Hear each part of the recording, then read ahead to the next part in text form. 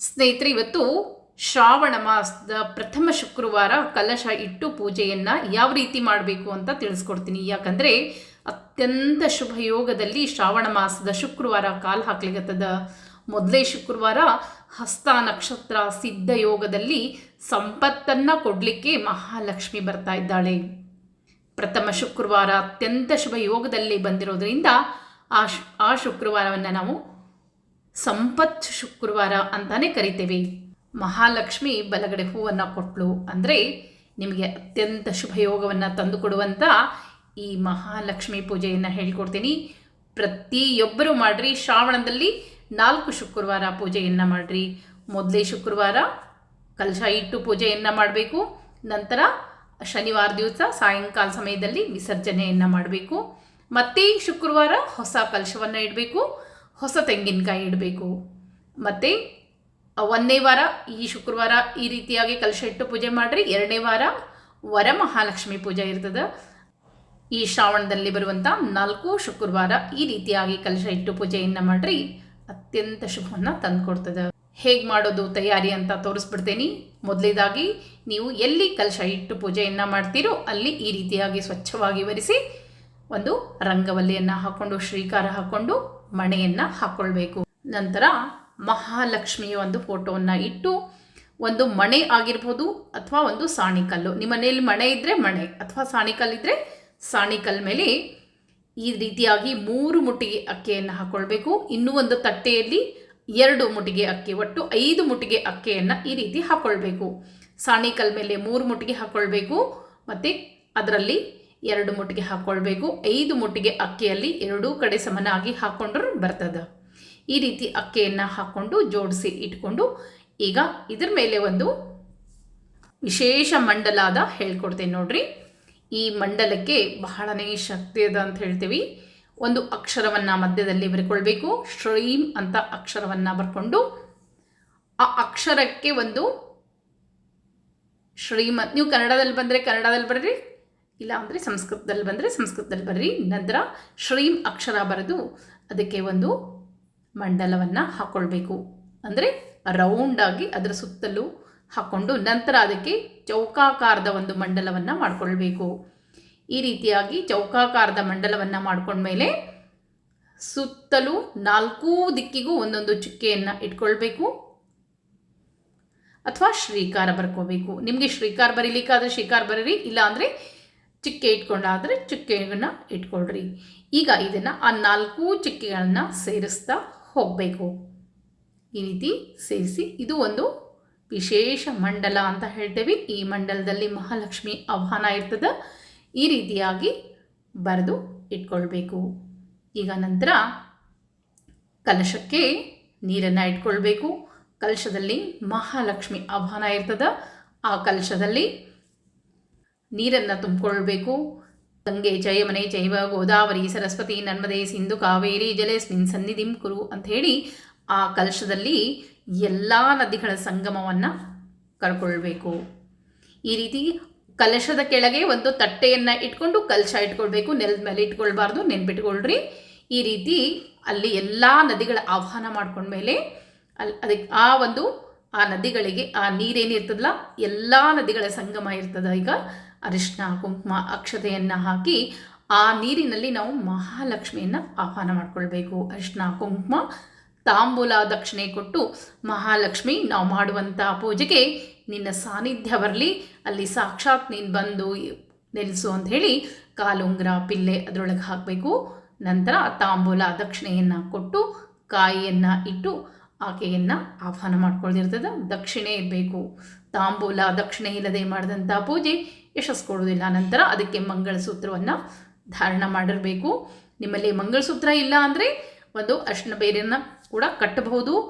ಅಕಸ್ಮಾತ್ ಮಂಗಳಸೂತ್ರ ಬೆಳ್ಳಿದಿದ್ರೂ ನಡೀತದೆ, ಆದರೆ ಹಿತ್ತಾಳಿ ಎಲ್ಲೋ ಕೊಂಡದ್ದನ್ನು ಕಟ್ಟಬೇಡ್ರಿ. ಯಾಕಂದರೆ ಮಹಾಲಕ್ಷ್ಮಿಯ ಆಕೆಗೆ ಹಿತ್ತಾಳೆ ಅದು ಕಟ್ಟಬಾರ್ದು. ಅದಕ್ಕಾಗಿ ಆಕೆಗೆ ಅಂತ ಒಂದು ಸಣ್ಣ ಬಂಗಾರದ ಮಂಗಳಸೂತ್ರ ಮಾಡಿಸ್ರಿ. ಇಲ್ದಿದ್ರೆ ಬೆಳ್ಳಿದಿದ್ರೂ ನಡೀತದೆ ಅಥವಾ ಅರಿಶಿನ ಬೇರನ್ನು ಕಟ್ಟಿದ್ರೂ ಬರ್ತದೆ. ಈ ರೀತಿಯಾಗಿ ಕಲಶವನ್ನು ಜೋಡಿಸಿ ಇಟ್ಕೊಳ್ಬೇಕು.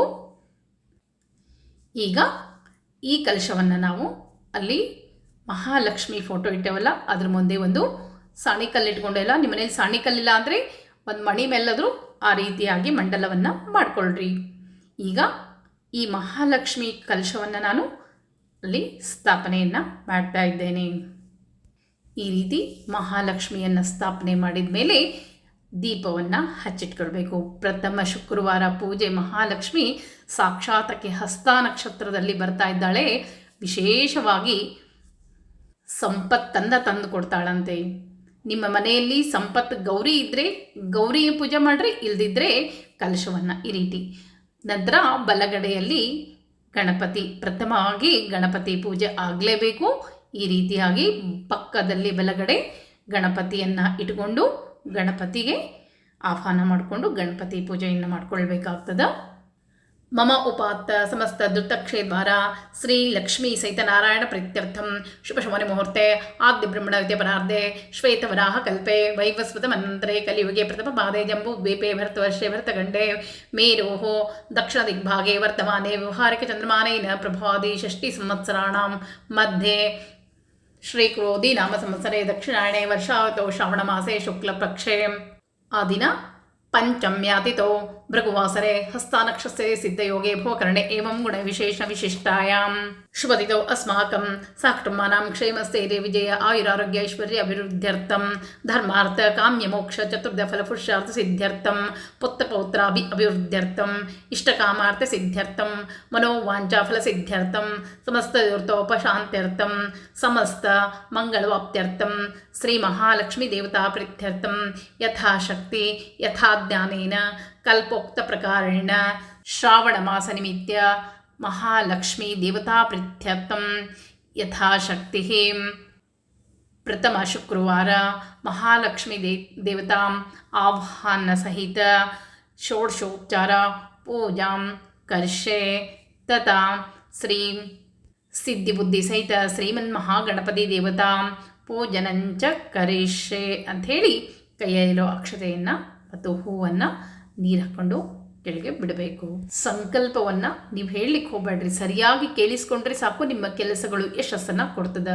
ಈ ರೀತಿ ಸಂಕಲ್ಪ ಮಾಡಿ ನಂತರ ಈಗ ಗಣಪತಿ ಪೂಜೆಯನ್ನು, ಪ್ರಥಮ ಗಣಪತಿ ಪೂಜೆಗೆ ಮಹತ್ವ ಇರ್ತದೆ. ಗಣಪತಿಗೆ ನಮಸ್ಕಾರ ಮಾಡಿ ಧ್ಯಾನವನ್ನು ಮಾಡಿಕೊಳ್ಬೇಕು. ಸಿದ್ಧಿಬುದ್ಧಿ ಸಹಿತ ಶ್ರೀಮನ್ ಮಹಾದಿ ಗಣಪತಿ ದೇವತಾಭ್ಯೋ ನಮಃ. ವಕ್ರತುಂಡ ಮಹಾಕಾಯ ಕೋಟಿ ಸೂರ್ಯಸಮಪ್ರಭಾ ನಿರ್ವಿಘ್ನಂ ಕುರ್ಮೇ ದೇವ ಸರ್ವಕಾರೇಶು ಸರ್ವದಾ ಅಂಥೇಳಿ ಗಣಪತಿಗೆ ಪೂಜೆಯನ್ನು ಮಾಡ್ಕೊಳ್ಬೇಕು. ಈ ರೀತಿಯಾಗಿ ಧೂಪ ದೀಪ ನೈವೇದ್ಯ ಎಲ್ಲವನ್ನು ಮಾಡ್ಕೊಂಡು ಬಿಡಬೇಕು. ಆಮೇಲೆ ಮಹಾಲಕ್ಷ್ಮಿಗೆ ಧ್ಯಾನವನ್ನು ಮಾಡಿಕೊಳ್ಬೇಕು. ನಮಸ್ತೆ ದೇ ಸರ್ವದೇವಾನಾಂ ವರದಾಸಿ ಹರಿಪ್ರಿಯೇ ಯಾ ಗತಿ ತತ್ಪ್ರಸನ್ನಾನಾಂ ಸಾ ಮೇ ಭೂಯಾತ್ ತ್ವದರ್ಚನಾತ್. ಮಹಾಲಕ್ಷ್ಮಿ ಪ್ರಸನ್ನತೆಯನ್ನು ಸಿಗಬೇಕು ಅಂದರೆ ಈ ರೀತಿಯಾಗಿ ಆಕೆಯನ್ನು ಪ್ರಾರ್ಥನೆ ಮಾಡಿಕೊಂಡು, ಇನ್ನು ಮಹಾಲಕ್ಷ್ಮಿ ಆಹ್ವಾನ ಇರುತ್ತಲ್ಲ ಅದು ವಿಶೇಷತೆಯನ್ನು ಪಡೀತದೆ. ಪ್ರಥಮ ಶುಕ್ರವಾರ ನೀವು ಮಹಾಲಕ್ಷ್ಮಿಯನ್ನು ಎಷ್ಟು ಅತ್ಯಂತ ಆತ್ಮೀಯತೆಯಿಂದ ಆಕೆಯನ್ನು ಆಹ್ವಾನ ಮಾಡ್ಕೊಳ್ತೀರೋ ನಿಮ್ಮ ಮನೆಯ ಸಂಕಷ್ಟಗಳು ಅಷ್ಟೇ ಬೇಗ ಪರಿಹಾರ ಸಿಗ್ತದೆ. ಈ ಶ್ರಾವಣ ಮಾಸ ಮಹಾಲಕ್ಷ್ಮಿಗೆ ಅತ್ಯಂತ ಪ್ರಿಯವಾದ ಮಾಸ. ನಮ್ಮ ಸಂಕಲ್ಪಕ್ಕೆ ಸಿದ್ಧಿಯನ್ನು ಕೊಡಲಿಕ್ಕೆ ಈ ಶ್ರಾವಣ ಮಾಸದಲ್ಲಿ ಮಹಾಲಕ್ಷ್ಮಿ ಬರ್ತಾಳಂತೆ. ಅದಕ್ಕಾಗಿ ಆಕೆಗೆ ವೇದಗಳು ಹೇಳ್ತದೆ, ಸಂಕಲ್ಪ ಸಿದ್ಧ ಸಾಂಕೇಯ ತತ್ವಗರ್ಭಾಧರಾವಹ ಭೂತರೂಪ ಚಿತ್ಸ್ವರೂಪ ತ್ರಿಗುಣ ಗುಣಗರ್ವಿತ ಅಂಥೇಳಿ ಆಕೆ ನಮ್ಮ ಹಿಡಿದ ಸಂಕಲ್ಪಗಳು ಸಿದ್ಧಿಯನ್ನು ಕೊಡ್ಲಿಕ್ಕೆ ಬರ್ತದೆ. ಅದಕ್ಕಾಗಿ ಆಕೆ ಆಹ್ವಾನ ಬಹಳನೇ ಶ್ರೇಷ್ಠತೆ ಇರ್ತದೆ. ಕೈಯಲ್ಲಿ ಅಕ್ಷತೆಯನ್ನು ಹಿಡ್ಕೊಂಡು ಆಕೆಗೆ ಆಹ್ವಾನ ಮಾಡ್ಕೊಳ್ಬೇಕು. ಮಹಾಲಕ್ಷ್ಮಿ ನಮಸ್ತುಭ್ಯಂ ನಮಸ್ತುಭ್ಯಂ ದಯಾನಿಧೆ ಪದ್ಮಾಲಯೇ ನಮಸ್ತುಭ್ಯಂ ನಮಸ್ತುಭ್ಯಂ ಚ ಸರ್ವದಾ. ಶ್ರೀ ಮಹಾಲಕ್ಷ್ಮೀ ದೇವತಾಭ್ಯಂ ಆಹ್ವಾನಾರ್ಥೆ ಅಕ್ಷತಾಂ ಸಮರ್ಪಯಾಮಿ. ಹರಿಪ್ರಿಯೇ ನಮಸ್ತುಭ್ಯಂ ನಮಸ್ತುಭ್ಯಂ ಜಗದ್ದಿತೆ ಆರ್ತಹಂತಿ ನಮಸ್ತುಭ್ಯಂ ಸಮೃದ್ಧಿಂ ಕುರುಮೇ ಸದಾ ಅಂಥೇಳಿ ಆಸನಾರ್ಥೆ ಅಕ್ಷತಾಂ ಸಮರ್ಪಯಾಮಿ. ಪಾದಯೋಪಾದ್ಯಂ ಸಮರ್ಪಯಾಮಿ, ಹಸ್ಯೋರ್ಘ್ಯಂ ಸಮರ್ಪಯಾಮಿ, ಮುಖೆ ಆಚಮನ್ಯಂ ಸಮರ್ಪಯಾಮಿ ಅಂಥೇಳಿ ನಂತರ ಪಂಚಾಮೃತವನ್ನು ಇಟ್ಕೊಂಡಿದ್ರೆ ಆಕೆಗೆ ಪ್ರೋಕ್ಷಣೆಯನ್ನು ಮಾಡಿ ಪಂಚಾಮೃತ ಸ್ನಾನಂ ಸಮರ್ಪಯಾಮಿ, ಶುದ್ಧೋದಕ ಸ್ನಾನಂ ಸಮರ್ಪಯಾಮಿ ಅಂಥೇಳಿ ಕಲಶವನ್ನು ಪೂಜೆ ಮಾಡಿ ಇಟ್ಕೊಂಡಿರಬೇಕು. ಶುದ್ಧವಾದ ನೀರನ್ನು ಇಟ್ಕೊಂಡಿರಬೇಕು. ಆ ನೀರನ್ನೇ ಆಕೆಗೆ 3 ಸಲ ಪ್ರೋಕ್ಷಣೆಯನ್ನು ಮಾಡಬೇಕು. ನಂತರ ಪಂಚಾಮೃತ 1 ಸಲ ಪ್ರೋಕ್ಷಣೆಯನ್ನು ಮಾಡಿ ನಂತರ ಶುದ್ಧೋದಕ ಸ್ನಾನಂ ಸಮರ್ಪಯಾಮಿ ಅಂದಾದಮೇಲೆ ಆಕೆಗೆ 18+2 ಗೆಜ್ಜೆ ವಸ್ತ್ರವನ್ನು ಇರಿಸಬೇಕು ಕಲಶಕ್ಕೆ. ನಂತರ ಗಂಧ, ಅಕ್ಷತೆ ಎಲ್ಲವನ್ನು ಇರಿಸಿ ಹೂವನ್ನು ಇರಿಸಬೇಕು. ಇಲ್ಲಿ ಇನ್ನೊಂದು ವಿಶೇಷತೆ ಏನು ಹೇಳ್ತೀನಿ ಅಂದರೆ, ಈ 5 ನಾಮಗಳನ್ನು ಹೇಳ್ತೀನಿ.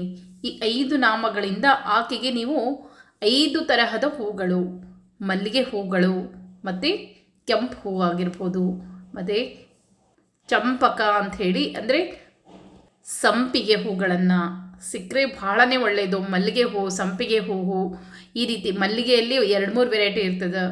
ಆಕೆಗೆ ವಾಸನೆ ಮಲ್ಲಿಗೆ ಅಂದರೆ ಅತ್ಯಂತ ಪ್ರಿಯ ಅಂತ ಹೇಳ್ತಾರೆ. ವಾಸನೆ ಮಲ್ಲಿಗೆ ಹೂವು ಆಗಿರ್ಬೋದು, ಸಂಪಿಗೆ ಹೂವು ಆಗಿರ್ಬೋದು, ಈ ರೀತಿ ಹೂಗಳನ್ನು ಆಕೆಗೆ ಏರಿಸಬೇಕು. ಕೆಂಪು ಅಂದರೆ ಗುಲಾಬಿಯಲ್ಲಿ ಸಾದಾ ಗುಲಾಬಿ ಎಲ್ಲ ಸ್ವಲ್ಪ ವಾಸನೆ ಇರೋ ಗುಲಾಬಿ ಇರ್ತದೆ ನೋಡ್ರಿ, ಆ ರೀತಿ ಅದನ್ನು ನಾವು ಆ ಗುಲಾಬಿಗೆ ಮಧುವನ್ನು ಸೇರಿಸಿ ಗುಲ್ಕಂದ ಮಾಡ್ತಾರಲ್ಲ, ಆ ಗುಲಾಬಿ ಹೂ ಭಾಳ ಶ್ರೇಷ್ಠ ಅಂತ ಹೇಳ್ತೀವಿ. ಆ 5 ತರಹದ ಹೂಗಳನ್ನು ಆಕೆಗೆ ಇರಿಸಬೇಕು. ಅದು 5 ಹೆಸರುಗಳನ್ನ ಹೇಳ್ತೀನಿ. ಪದ್ಮಾಚ ಪದ್ಮಜ ಅಂದರೆ ಪದ್ಮದಿಂದ ಆಕೆ ಪದ್ಮಜ ಅನ್ನುವ ಹೆಸರು ಪಡೀತಾಳೆ. ಚ ಅಬ್ಧಿಪುತ್ರಿ ಚ ರಂಭಾ ಚ ರಾಧಿಕಾ ಭೂಲೀಲಾ ಸುಖದ ಲಕ್ಷ್ಮೀ ಹರಿಣಿ ಮಾಧವೀಶ್ವರಿ ಅಂತ ಹೇಳಿ ಈ ರೀತಿಯಾಗಿ ನಂತರ ಲಕ್ಷ್ಮಿ ಅಷ್ಟೋತ್ತರವನ್ನು ಹೇಳ್ತಾ ಹೂಗಳನ್ನು ಇರಿಸಬೇಕು. ವಿಡಿಯೋ ಕೆಳಗೆ ಲಕ್ಷ್ಮಿ ಅಷ್ಟೋತ್ತರವನ್ನು ಹಾಕಿರ್ತೀನಿ. ಲಕ್ಷ್ಮಿ ಅಷ್ಟೋತ್ತರವನ್ನು ಹೇಳ್ತಾ ಹೂಗಳನ್ನು ಇರಿಸಬೇಕು. ಧೂಪ ದೀಪ ಮಾಡಬೇಕು. ಆ ದಿನ ಆಕೆಗೆ ವಿಶೇಷವಾಗಿ ಕುಚ್ಚಿದ ಕಡುಬನ್ನು ನೈವೇದ್ಯ ಮಾಡಬೇಕು. ಯಾಕೆಂದರೆ ಆ ದಿನ ನಾಗಪಂಚಮಿ ಇರ್ತದೆ. ಪಂಚಮಿಗೆ ಹೆಣ್ಣು ಮಕ್ಕಳು ಕೆಲವೊಂದು ನಿಯಮಗಳನ್ನ ಪಾಲಿಸಬೇಕಾಗ್ತದೆ. ಆ ನಿಯಮಗಳನ್ನ ನಾನು ಪಂಚಮಿ ವಿಡಿಯೋದಲ್ಲಿ ಹೇಳ್ಕೊಡ್ತೇನಂತ. ಆ ರೀತಿಯಾಗಿ ಆಕೆಗೆ ಕುಚ್ಚಿದ ಕಡುಬು, ಅನ್ನ, ಪಾಯಸ, ನಾಗಪ್ಪಗ ಜೊತೆಗೆ ಬೇರೆ ನಾಗಪ್ಪಗೊಂದು ನೈವೇದ್ಯ, ಆಕೆಗೊಂದು ನೈವೇದ್ಯ, ಈ ರೀತಿಯಾಗಿ ಬಡಿಸಿ ಗಣಪತಿಗೂ ಒಂದು ನೈವೇದ್ಯವನ್ನು ಮಾಡಬೇಕಾಗ್ತದೆ. ಈ ರೀತಿಯಾಗಿ ನೈವೇದ್ಯವನ್ನು ಬಡಿಸಿ ಆಕೆಗೆ ಆರತಿಯನ್ನು ಮಾಡಬೇಕು. ಮಹಾಲಕ್ಷ್ಮಿಗೆ ಮೊದಲೇ ಅಲಂಕಾರ ಮಾಡಬೇಕಾದ್ರೆ ಆಕೆ ಹೊಟ್ಟೆಯೊಳಗೆ ಕಾಲುಂಗುರ, ಪಿಲ್ಲೆ ಹಾಕಬೇಕು. ಮತ್ತು ಕಲಶಕ್ಕೆ ಮಂಗಳಸೂತ್ರ ಹಾಕಬೇಕು. ಬಳೆಗಳನ್ನು, ಬಿಚ್ಚೋಲೆ ಬಳೆಗಳನ್ನು ಅಂದರೆ 5 ಬಳೆಗಳನ್ನು, ಹಸಿರು ಬಳೆಗಳನ್ನು ಆಕೆಗೆ ಮುಂದಿಟ್ಟರೆ ಸಾಕು.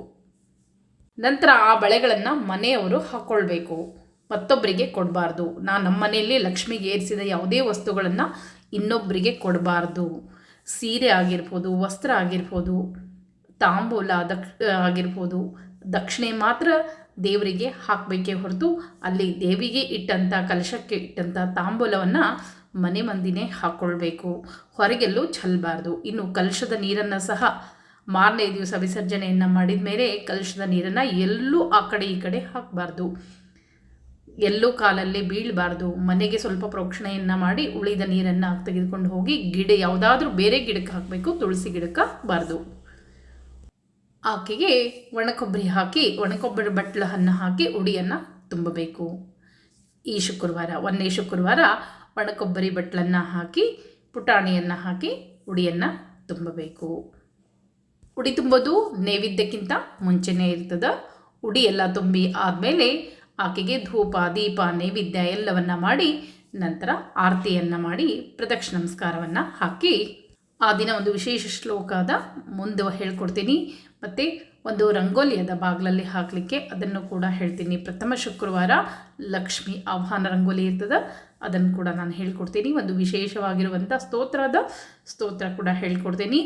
ಆ ದಿನ ಸಂಜೆಗೆ ನೀವು ಮುತ್ತೈದರಿಗೆ ಉಡಿಯನ್ನು ಕೂಡ ತುಂಬಬಹುದು. ಪಂಚಮಿಯದ ಆ ದಿನ ಬೆಳಗ್ಗೆ ಗಂಡಸರು, ಪಂಚಮಿ ದಿವಸ ಗಂಡಸರ ಪೂಜೆ ಇರ್ತದೆ, ಚೌತಿ ದಿವಸ ಹೆಣ್ಮಕ್ಳ ಪೂಜೆ ಇರ್ತದೆ. ಅದಕ್ಕೆ ಗಂಡಸರು ಅವತ್ತು ನಾಗರ ಪಂಚಮಿ ಪೂಜೆಯನ್ನು ಬೇರೆ ಸಪ್ರೇಟಾಗಿ ಮಾಡಬೇಕು, ಇದ್ರ ಜೊತೆ ಮಾಡಬಾರ್ದು. ಲಕ್ಷ್ಮೀ ಪೂಜೆಯನ್ನು ಹೆಣ್ಮಕ್ಳು ಸಪ್ರೇಟಾಗಿ ಮಾಡಬೇಕು. ಎಲ್ಲ ಪೂರ್ಣವಾಗಿ ತಿಳಿಸ್ಕೊಟ್ಟಿನಿ. ಅಕಸ್ಮಾತ್ ಮುಟ್ಟಾದವ್ರು 4ನೇ ದಿವಸ ಇದ್ರೆ ಮಾಡ್ಬೋದೇನು ಅಂತ ಕೇಳ್ತೀರಿ. 4ನೇ ದಿವಸ ಮಾಡಲಿಕ್ಕೆ ಬರೋದಿಲ್ಲ. 5ನೇ ದಿವಸ ಇದ್ದರೆ ತಲೆ ಮೇಲೆ ಸ್ನಾನವನ್ನು ಮಾಡಿಕೊಂಡು ಅದೇನು ಮಾಡಲಿಕ್ಕೆ ಬರ್ತದೆ. ಈ ರೀತಿಯಾಗಿ ಪ್ರಥಮ ಶುಕ್ರವಾರ ಪೂಜೆ ಇರ್ತದೆ. ಮಾರನೇ ದಿವಸ ಶನಿವಾರ ಸಾಯಂಕಾಲ ಸಮಯದಲ್ಲಿ ಮಹಾಲಕ್ಷ್ಮಿಯನ್ನು ಹಾಲು ಸಕ್ಕರೆ ನೈವೇದ್ಯ ತೋರಿಸಿ ಆಕೆಗೆ ಈಗಾಗಲೇ ವರಮಹಾಲಕ್ಷ್ಮಿಯನ್ನು ಯಾವ ರೀತಿ ವಿಸರ್ಜನಾ ಕ್ರಮ ತೋರಿಸ್ಕೊಟ್ಟೇನಿ, ನನ್ನ ವಿಡಿಯೋ ಅದ ನೋಡ್ಬೋದು ನೀವು. ಆ ರೀತಿ ವಿಸರ್ಜನದಲ್ಲಿ ತಪ್ಪಿದರೆ ಮಾತ್ರ ಇಡೀ ಪೂಜೆ ಯಾವುದೇ ಫಲಗಳು ನಮಗೆ ಸಿಗೋದಿಲ್ಲ. ಅದಕ್ಕಾಗಿ ಅದಕ್ಕೂ ಒಂದು ಕ್ರಮ ಅದ. ನಾನು ಈಗಾಗಲೇ ವರಮಹಾಲಕ್ಷ್ಮಿ ವಿಸರ್ಜನಾ ಕ್ರಮ ವಿಡಿಯೋ ಹಾಕೇನಿ, ಅದನ್ನು ನೋಡಿ ಅದರಂತೆ ವಿಸರ್ಜನಾ ಕ್ರಮವನ್ನು ಮಾಡಿರಿ.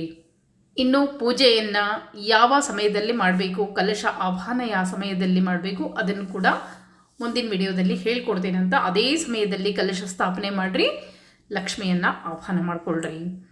ಇನ್ನು ಯಾರ ಮನೆಯಲ್ಲಿ ಸಂಪತ್ ಗೌರಿ ಅದ ಅವರಿಗೂ ಕೂಡ ನಾನು ವಿಡಿಯೋ ಇಷ್ಟರಲ್ಲೇ ಹಾಕ್ತೀನಿ. ಅವರು ಪ್ರಥಮ ಶುಕ್ರವಾರ ಗೌರಿ ಆಹ್ವಾನ ಸಮಯ ಮತ್ತು ಪೂಜೆಯನ್ನು ಸಂಕಲ್ಪ ಪೂರ್ಣವಾಗಿ ಮುಂದಿನ ವಿಡಿಯೋದಲ್ಲಿ ತಿಳಿಸ್ಕೊಡ್ತೀನಿ. ಮತ್ತೆ ಮುಂದಿನ ವಿಡಿಯೋದಲ್ಲಿ ಸಿಗ್ತೀನಿ ಸ್ನೇಹಿತರೆ. ನಮಸ್ಕಾರ.